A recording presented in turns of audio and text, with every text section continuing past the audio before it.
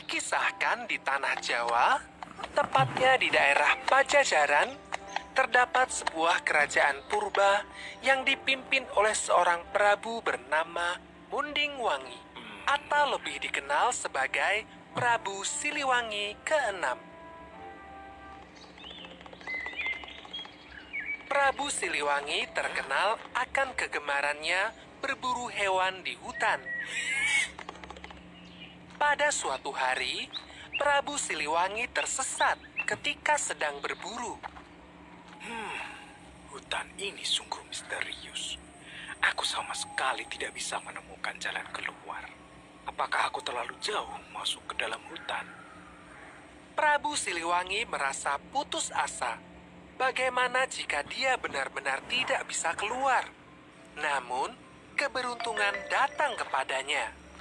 Hei, ada orang lain selain aku di hutan ini. Syukurlah, pasti dia tahu jalan keluarnya. Prabu segera menghampiri orang tersebut. Dia sungguh terkejut ketika mengetahui bahwa sosok yang dia lihat ternyata seorang wanita cantik. Ada wanita di tengah hutan begini. Sungguh aneh sekali. Namun siapa tahu dia benar-benar bisa menolongku. Prabu Siliwangi pun menyapa wanita cantik tersebut. Maafkan jika saya lancang. Sepertinya saya tersesat di hutan misterius ini. Apakah Anda bisa membantu saya? Ada manusia yang tersesat rupanya. Bagaimana bisa kamu sampai jauh ke jantung hutan seperti ini? Saya terlalu asik berburu hingga tidak memperhatikan arah. Apakah Anda bersedia menunjukkan jalan keluar dari hutan ini? Aku sudah lama tinggal di sini. Bisa dibilang aku tahu seluk-beluk hutan ini. Aku akan menunjukkannya padamu. Namun, aku punya syarat. Apakah itu kalau saya boleh tahu? Aku selama ini hidup sendirian di hutan ini. Tinggallah bersamaku untuk beberapa waktu, maka akan kutunjukkan jalan keluar. Prabu merasa tidak ada ruginya berkorban sedikit daripada tidak bisa keluar sama sekali. Maka, Prabu pun menyetujui syarat tersebut. Baiklah, kuturuti persyaratanmu itu. Keputusan yang bijaksana. Tentunya tidak akan terjadi masalah pada kerajaanku jika aku tinggal beberapa hari saja. Wanita itu mengajak Prabu pulang ke rumahnya. Rumahmu seperti istana kerajaan. Siapakah kau sebenarnya? Wanita itu hanya tersenyum tanpa menjawab pertanyaan Prabu Siliwangi. Prabu Siliwangi tinggal di hutan lebih lama dari rencananya. Dia jatuh hati pada wanita misterius itu. Hingga akhirnya mereka pun menikah. Istriku, aku rasa sudah saatnya aku kembali ke kerajaanku.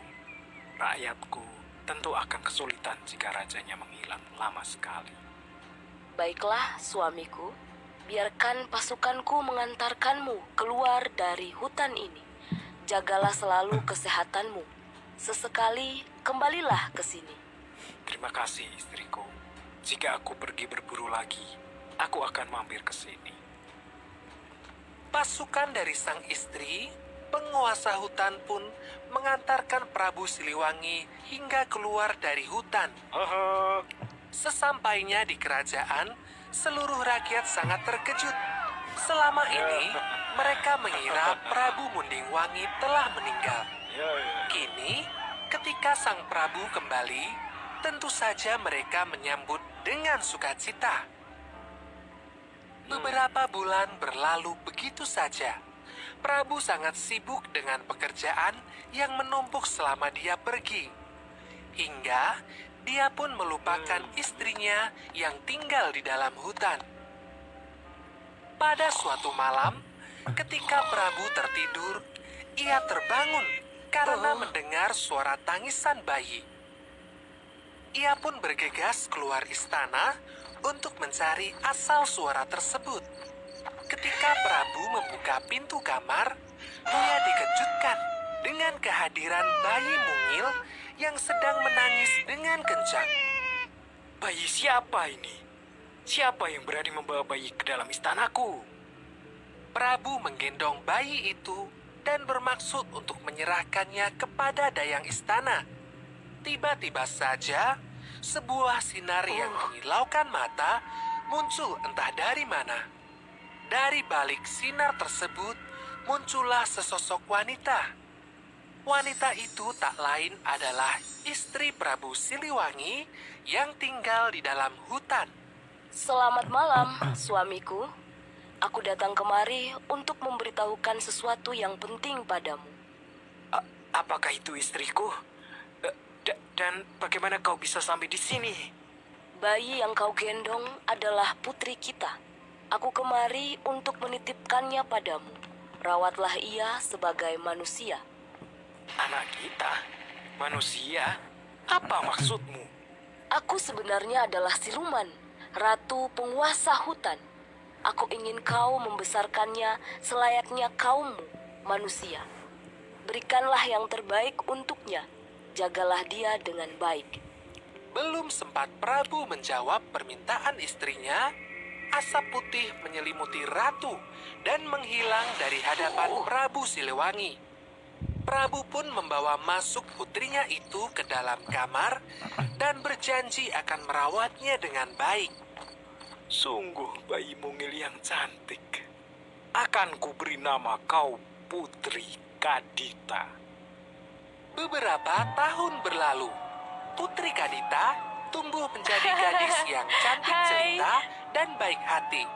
Prabu merasa senang putrinya tumbuh menjadi gadis yang cantik dan berbudi baik.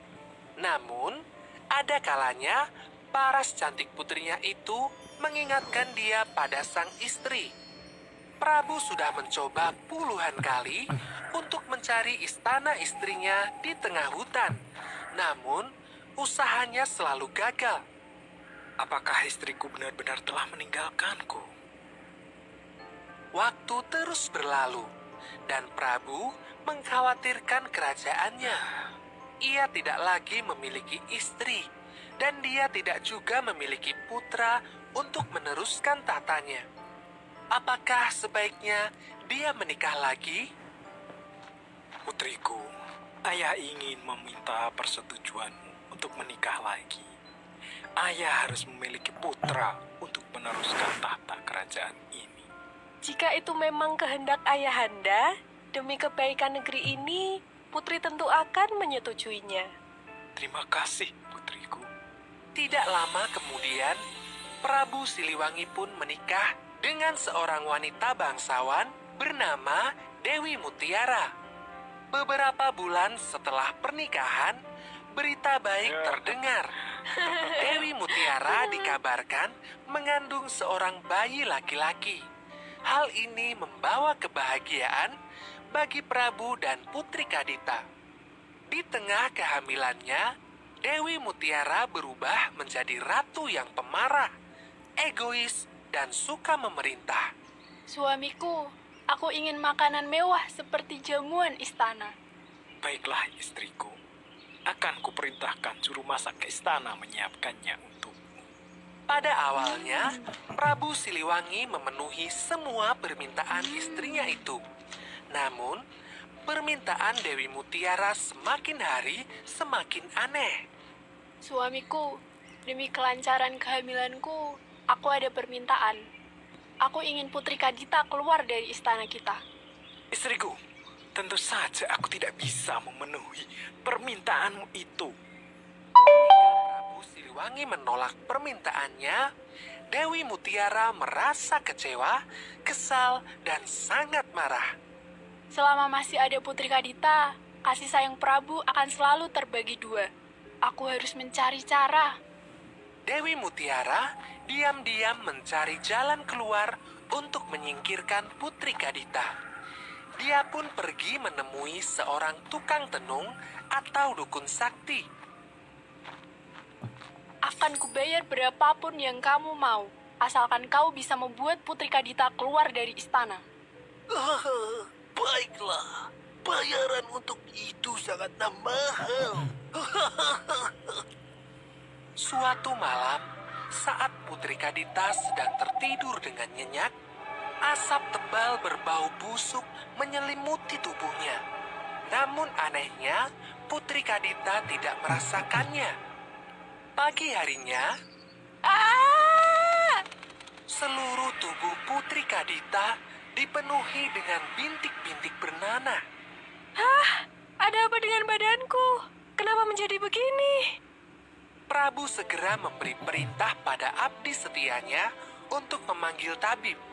Segera panggil tabib paling hebat kemari. Siap. Seluruh tabib dari berbagai penjuru negeri telah didatangkan. Akan tetapi, tidak ada seorang pun yang mampu menyembuhkan putrinya itu. Pada saat itulah, Dewi Mutiara menyampaikan bisikan jahat. Suamiku, alangkah baiknya jika Putri Kadita diasingkan dari kerajaan. Tak ada seorang tabib pun yang mampu menyembuhkannya. Kita tidak tahu kapan penyakit itu bisa menyebar dan menular ke kita. Calon putra kita, ke rakyat kita. Pertimbangkanlah ini. Ini demi kerajaan kita juga. Baiklah. Dengan berat hati, Prabu merelakan putrinya itu keluar dari istana. Jaga dirimu baik-baik, putriku. Maafkanlah ayahmu yang tidak sanggup melakukan apa-apa untukmu. Tidak apa-apa, Ayah. Aku akan baik-baik saja. Akhirnya, Putri Kadita meninggalkan istana kerajaan. Ia terus berjalan menjauhi istana. Tidak terasa, ia sampai di Gunung Kombang. Di gunung itu, dia pun bertapa. Kumohon, sembuhkanlah penyakit ini ya Tuhan. Setelah berbulan-bulan, doanya dijawab oleh seseorang. Pergilah ke pantai selatan. Pergilah ke pantai selatan. Hah? Siapa itu? Siapa di sana? Keluarlah. Aku adalah ibumu, wahai anakku, Putri Kadita. Ibu, kenapa kau tidak menampakkan dirimu? Suatu saat kamu akan bertemu denganku. Pergilah terlebih dulu ke pantai selatan. Entah bagaimana, Putri Kadita merasa yakin bahwa suara itu memang ibunya. Putri Kadita pun segera berlari ke arah selatan. Dia berlari dan berlari selama berhari-hari. Ketika dia telah sampai di pinggir pantai selatan, suara sang ibu muncul kembali. Sekarang ceburkanlah dirimu ke dalam laut, menyatulah dengan alam.